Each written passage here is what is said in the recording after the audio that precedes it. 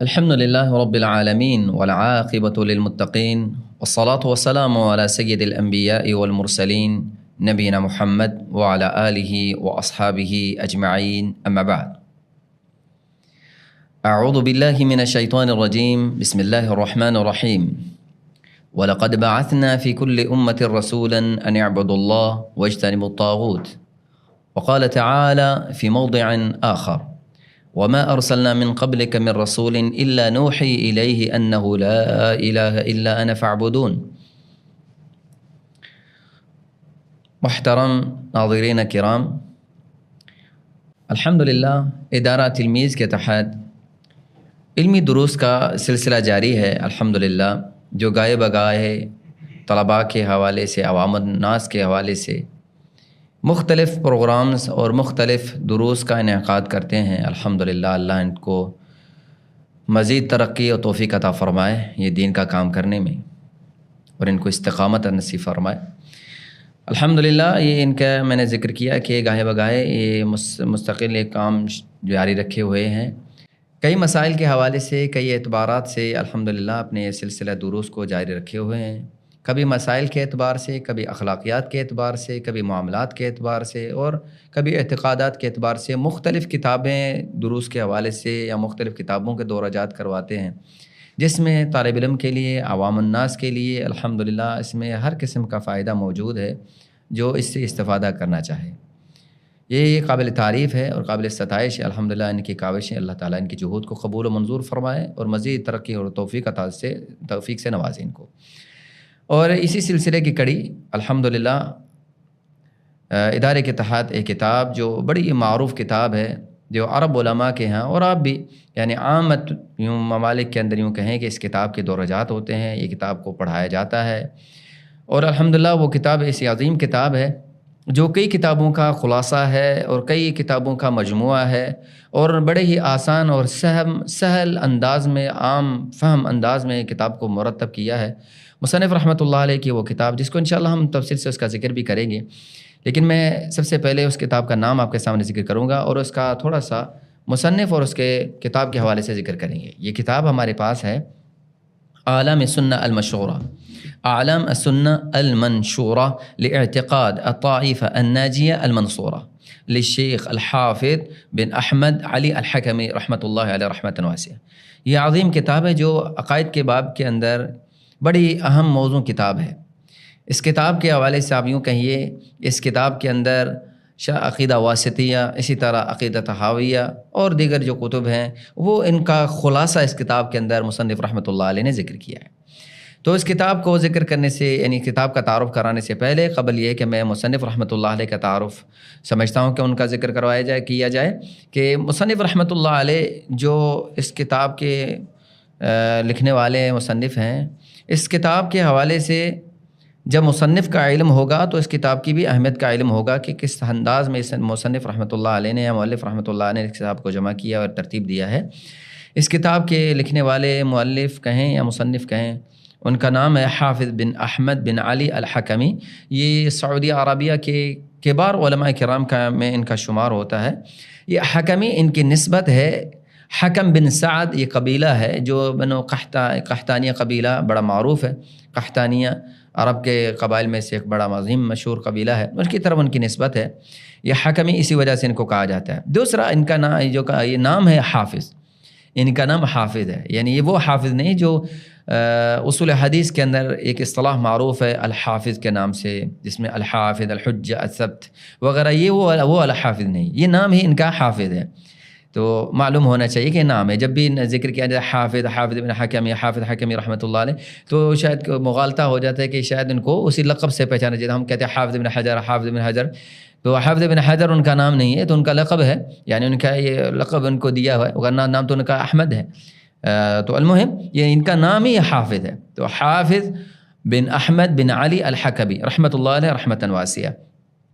ان کی پیدائش 24 رمضان کو 1342 ہجری کے اندر، اسی طرح بمطابق 28 اپریل 1924 کو ان کی میلادی کے اعتبار سے ان کی ولادت ہوئی ہے، اور یہ سعودی عرب کے علاقے صامتہ جازان ایک علاقہ ہے، ایک گاؤں دیہات یعنی دور دراز کا ایک گاؤں ہے جس بستی کا نام قریۃ السلام کے نام سے معروف ہے. اس کا یعنی اب تو شاید اس کا نام بھی تبدیل ہو گیا ہے، لیکن اس وقت اس نام بستی کا نام السلام کے نام سے تھا.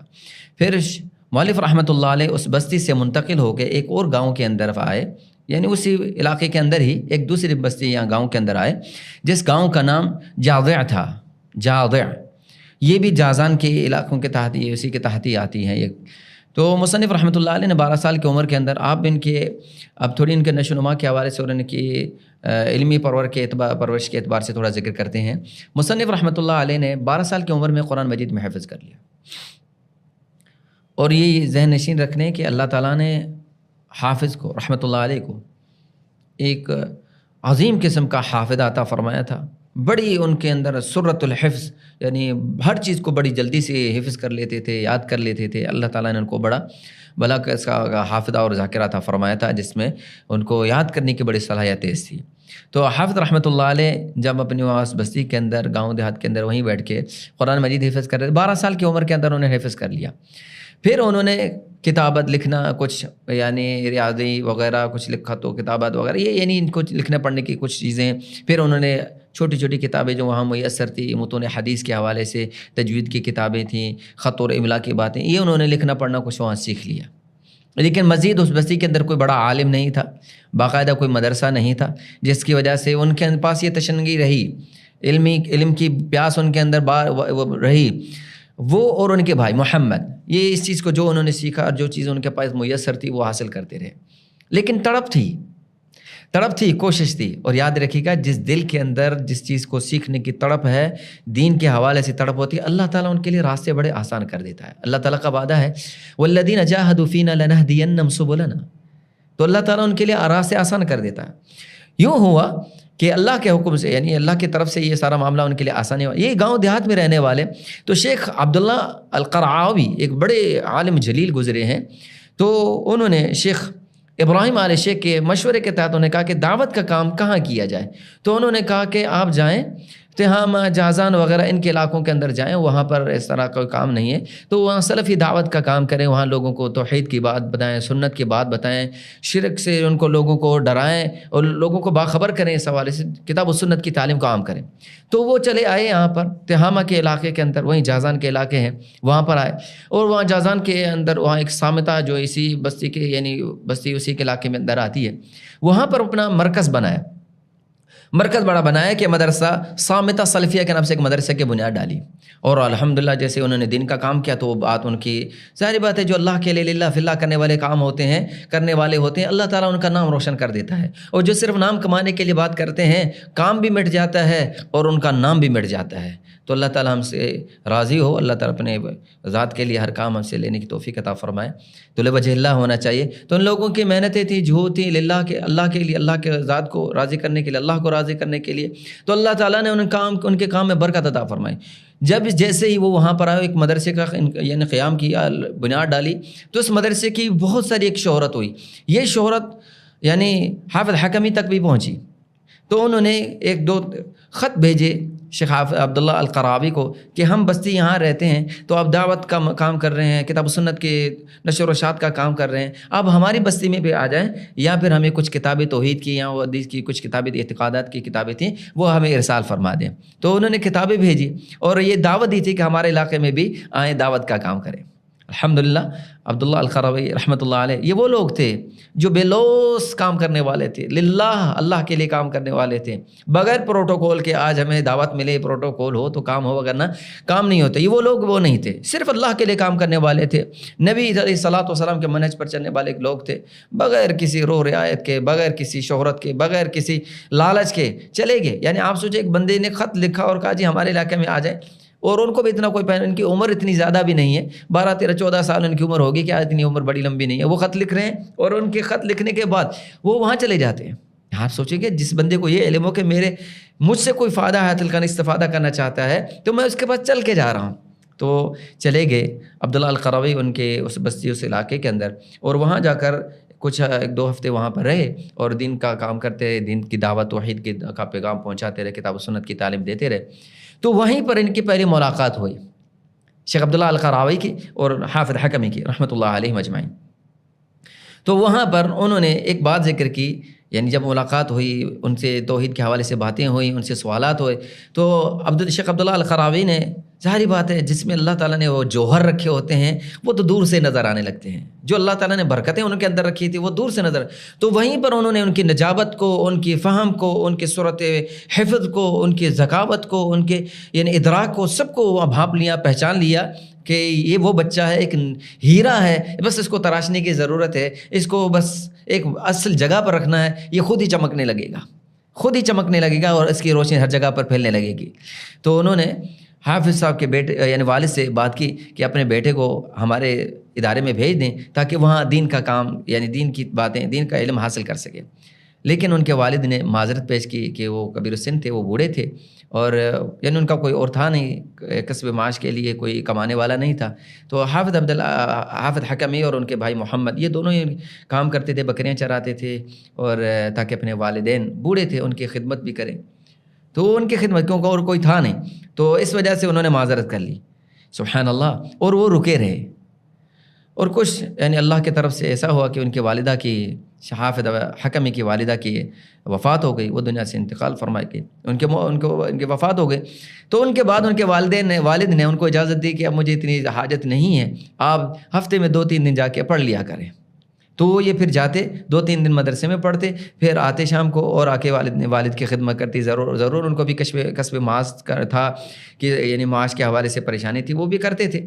دیکھیے دین کے تڑپ ہے تو اللہ نے راستے آسان کر دیے، وہ پڑھنے بھی جاتے تھے، پھر محنت مزدوری بھی جو بھی کام کرتے تھے وہ بھی کرتے تھے، سبحان اللہ۔ لیکن اللہ کی طرف سے کچھ ہی ٹائم کے بعد، یعنی اتنا لمبا عرصہ نہیں گزرا کہ ان کے والد کا بھی دنیا سے انتقال ہو گیا، پھر وہ کلی طور پر اس مدرسے کی طرف آ گئے کہ اب تو کوئی چیز باقی پیچھے رہی نہیں، تو باقی ہمیں اتنا کمانا نہیں، نہ اتنے دنیا کی تڑپ ہے، تو سب چھوڑ چھاڑ کے وہ مدرسے کی طرف شیخ عبداللہ القراوی کے پاس آئے، اور پھر انہوں نے تفسیر، حدیث، فقہ، یہ ساری کتابیں ان کے پاس پڑھیں اور خوب پڑھیں۔ اس دورانی میں اتنا لمبا عرصہ نہیں گزرا ان کو، آپ سوچیں کہ مختصر سے وقت میں انہوں نے اتنی ساری کتابیں پڑھ لیں، اور استاد محترم نے اپنے اس طالب علم کو پہچان لیا اور بھاپ لیا، ان کے صورت حفظ کو، اس قوت فہم کو، ادراک کو، شعور کو، اور ان کی ذکاوت اور فہم کو پہچان لیا، اور اتنا ان کے اندر وہ قوت تھی الحمدللہ فہم کے اعتبار سے کہ ان سب چیزوں کو انہوں نے پڑھ لیا، سیکھ لیا، اور پھر اپنے استاد کے کہنے پر انہوں نے کہا کہ آپ ایک کتاب تصنیف کریں۔ تو انہوں نے نظم کی صورت میں، دیکھیں نثر کی صورت میں لکھنا تو عام رائج بات ہے، معتدل یعنی متداول بات ہے کہ نثر میں کتاب لکھی جائے، ایک معروف بات ہے، لیکن انہوں نے اپنی اس 19 سال کی عمر میں، اتنی عمر نہیں، 19 سال کی عمر تھی میں پہلی کتاب اپنے استاد کے کہنے پر لکھی، شیخ عبداللہ القراوی کے کہنے پر انہوں نے وہ پہلی کتاب لکھی، سلم الوصول الی معرفۃ الاصول، ایک کتاب لکھی، آگے آئے گی اس کی تفصیل بھی آئے گی۔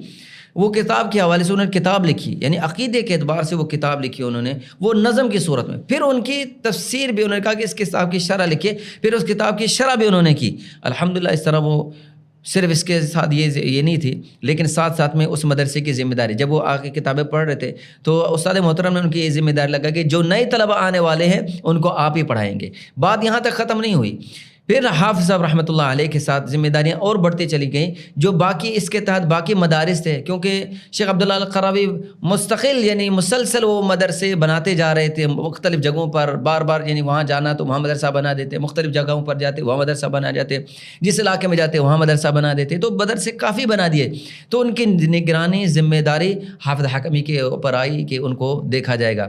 پھر کچھ عرصے کے بعد وہاں پر آپ سوچیں کہ وہاں پر اس پورے مدرسے کی ذمہ داری ہی ان کو دے دی گئی، حتیٰ کہ یعنی ان کے استاد محترم جو کہتے ہیں نا ہر کسی کے بارے میں اگر تعریف استاد کرے تو بڑی بات ہوتی ہے، تو کہا کہ لم یکن لہ نظیر فی التحصیل، یعنی اس کی کوئی نظیر نہیں تھی کس کے اندر، فی التحصیل والتالیف والتعلیم۔ استاد محترم کے یعنی وہ اپنے شاگرد کے بارے میں کہتے ہیں کہ میں نے ان جیسا کوئی ایسا طالب علم نہیں دیکھا، کس اعتبار سے، یعنی اس کے اس کی کوئی نظیر نہیں تھی. کس اعتبار سے؟ تحصیل علم کے، علم کی حاصل کرنے، یعنی جتنی سرعت کے ساتھ، جتنی دلچسپی کے ساتھ، جتنی جلدی کے ساتھ انہوں نے علم کو حاصل کر لیا. ایک تو یہ. دوسرا، چلو ایک تو علم حاصل کر لیا، بات ختم ہوئی نہیں. بات یہ کہ ساتھ میں وہ تالیف، لکھنے کا بھی بڑا معمول تھا اور لکھتے بھی رہتے تھے، نثر میں بھی نظم میں بھی. وہ تعلیم، ایک ہوتا ہے چلو کچھ لوگوں کے اندر اللہ تعالیٰ نے یہ صلاحیت دی ہے، اچھا پڑھ لیتے ہیں، لیکن پڑھانے کے بعد یہاں لکھنے کی بات ان میں یہ صلاحیت نہیں ہوتی. لیکن اللہ نے جس طرح ان کو سیکھنے کی صلاحیت عطا فرمائی، لکھنے کی بھی تعریف کا بھی ان کو اللہ تعالیٰ نے ملکہ عطا فرمایا، بڑا عمدہ ملکہ عطا فرمایا. تیسرا یہ کہ اپنی بات دوسروں کو پڑھانی کیسی ہے، سکھانی کیسی ہے، یہ بھی اللہ نے ان کو ملکہ عطا فرمایا. شیخ الاسلام ابن تیمیہ رحمۃ اللہ علیہ کا ایک قول مجھے یاد آ گیا. وہ فرماتے ہیں کہ ضروری نہیں کہ جس بندے کو ایک چیز کا علم ہو صحیح طور پر، وہ چیز کسی دوسرے بندے کو بے عین ہی ایسے بتلا سکے. یہ ہر ایک کے بس کی بات نہیں ہے. کئی لوگ ہوتے ہیں لیکن اللہ تعالیٰ نے ان کو اس چیز سے نوازا. جس طرح میں نے ذکر کیا کہ ان کے اوپر پھر ذمہ داریاں بڑھتی چلی گئیں، اور مدارس کا، حتیٰ کہ جب یہ آخر میں ایک مہد جامعہ ملک سعود کی طرف سے ایک مہد بنایا گیا، اس کا بھی مدیر انہی کو بنایا گیا. جب حافظ عبداللہ قراوی دنیا سے رخصت ہوئے، ان کی موت ہوئی، وفات پا گئے، تو پوری ذمہ داریاں انہی کے اوپر آ گئیں. سارے مدارس کی پڑھائی کے اعتبار سے ذمہ داری، ادارتی طور پر ساری ذمہ داری ان کے پاس رہیں. اور اس کے ساتھ ساتھ میں یہ تدریس کا معاملہ بھی کرتے رہے، ادارتی معاملات بھی کرتے رہے، وعظ اور نصیحت کا معاملہ بھی کرتے رہے، درس و دروس تدریس کا بھی معاملہ چلتا رہا، اور ساتھ میں تصنیف اور تالیف کا بھی کام چلتا رہا. حافظ نے حکم رحمۃ اللہ علیہ کی کچھ تصانیف کا ہم ذکر کریں گے، جس کا بھی ہم نے ذکر کیا کہ جب استاد محترم نے ان کو کہا تو انہوں نے کتاب لکھی سلم الوصول الی علم الاصول. یہ کتاب انہوں نے منظوم نظم کی صورت میں عقیدے میں لکھی. پھر اسی کتاب کا انہوں نے اس کتاب کی شرح لکھی معارج القبول فی شرح سلم الوصول. یہ ان کی کتاب ہے.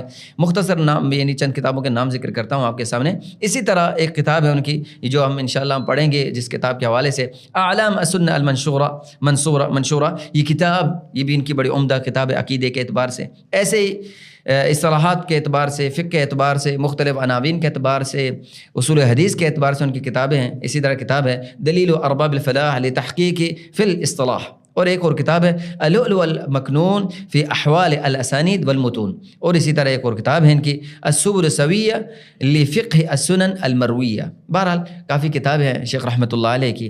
یہ اپنے اس سلسلہ علمی کے اعتبار سے، تعلیم کے اعتبار سے، دروس کے اعتبار سے، وعظ و نصیحت کے اعتبار سے، یہ اپنی زندگی ایک ایک ذات، یعنی کہ انجمن تھے. وہ بذات خود ایک انجمن تھے اپنی ذات کے اندر. یہ سارے کام اکیلے ذات وہ سارے ایک سر انجام دے رہے تھے. بالآخر کل من علیہ فان، اس دنیا میں کسی کو بقا نہیں ہے. رسول اللہ صلی اللہ علیہ وسلم نہیں رہے، صحابہ کرام دنیا میں نہیں رہے، تو باقی دنیا میں کسی کو بقا نہیں ہے. تو یہ اللہ کا ولی، یہ عظیم عالم، جلیل القدر عالم، یہ علم کا خزانہ، یہ علم جس سے علم پھوٹتا تھا، جو علم جہاں جاتے علم سے نشر ہوتا ہر وقت. تو یہ ان کی کوئی لمبی چوڑی زندگی نہیں تھی، اتنی بڑی ہو جائے کہیں کہ 60 سال نہیں. اللہ نے کام لینا نا، چھوٹی چھوٹی عمر میں اللہ تعالیٰ ان سے بڑے کام لگا. 19 سال کی عمر میں انہوں نے تصنیف و تالیف کی کام شروع کر دیا. انہوں نے بڑے کام لکھے اور کافی کتابیں لکھ دی، ادھر کام کیے. تو یہ آخر جو ان کی یعنی عمر جو ان کی تھی وہ 35 سال ان کی عمر تھی. اس 35 سال کی عمر میں انہوں نے اتنا سارا ذخیرہ چھوڑ کے چلے گئے علمی طور پر. وہ تراث ابھی تک موجود ہے اور لوگ آج بھی اس کا استفادہ کرتے ہیں. یہ ان کے اخلاص کا نتیجہ ہے کہ آج بھی ہم ان کا نام لے رہے ہیں. کہاں تھے وہ دنیا سے چلے گئے، آج ہم ان کے لیے دعائیں مغفرت کرتے ہیں. ان کی یہ لکھی ہوئی کتاب تصنیف ہمارے سامنے موجود ہے، ہم اس کو پڑھ رہے ہیں، آپ کے سامنے ذکر کر رہے ہیں، ہم سیکھ رہے ہیں، سکھا رہے ہیں. ان کے لیے صدقہ جاریہ ہے. اللہ تعالیٰ سے یہی دعا ہے کہ اللہ تعالیٰ ہمیں بھی توفیق بخشے کہ وہ کام کرنے کے اللہ توفیق عطا فرمائے، وہ کام خالص اور خالص اللہ کی رضا کے لیے ہو، جو ہمارے لیے صدقہ جاریہ بنتا ہو. تو 35 سال کی عمر کے اندر یہ حج کر کے فارغ ہوئے. تو اس وقت یہ مکہ مکرمہ میں تھے. 18 ذی الحجہ کو اور 1377 کے اندر جب ان کی 35 سال عمر تھی، اسی میں وہ وفات پا گئے وہیں پر. اور ان کی نماز مسجد حرام میں ادا کی گئی، جن کی نماز جنازہ مفتی العام مملکہ عرب السعودیہ شیخ ابن باز رحمۃ اللہ علیہ نے پڑھائی. یعنی یہ خوش نصیبی ہے کہ مسجد الحرام میں ان کی نماز جنازہ ادا کی گئی. ساری امت اس وقت ان کے لیے لوگ ان کے لیے دعائیں کر رہے تھے. آج ہم بھی ان کے لیے، ہمارے بعد قیامت تک آنے والے لوگ بھی ان کے لیے دعائیں مغفرت کریں گے. یقیناً ان کے یہ اخلاص کا نتیجہ ہے. اللہ تعالیٰ مجھے اور آپ کو کتاب و سنت پر عمل کرنے کی توفیق عطا فرمائے. اخلاص کے ساتھ یہ دین کا کام سیکھنا اور سکھانا، یہ سب اللہ تعالیٰ میں نصیب عطا فرمائے. بارک اللہ فیکم. انشاءاللہ اگلے درس کے اندر ہم کتاب کا مختصر آپ کے سامنے تعارف رکھیں گے. السلام علیکم ورحمۃ اللہ وبرکاتہ.